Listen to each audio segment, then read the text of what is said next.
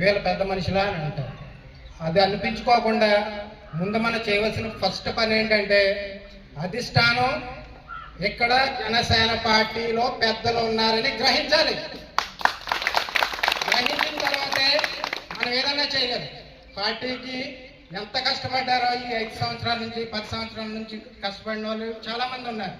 రూపాయి ఇచ్చిన వాళ్ళు ఉన్నారు, లక్షలు ఇచ్చిన వాళ్ళు ఉన్నారు. కానీ ఇక్కడ అభిమతం ఏంటంటే జనసేన పార్టీ జెండా పాతాలని ప్రతి ఒక్క జన సైనికుడికి, వీర మహిళకి, నాయకులకి అందరికీ ఉంది. కానీ నేను బాధపడేది ఏంటంటే ఒక పరిస్థితుల్లో ఇక్కడ ఒక పరిస్థితి జరిగినప్పుడు మనకి ఎందుకు ఇవ్వలేకపోతున్నాం అనేది పార్టీ చెప్పుంటే మనం ఈ రోజుని ఇలాగ అనాథల్లాగా ఇక్కడ మాట్లాడుకునే స్థితి రాకపోతున్నాం.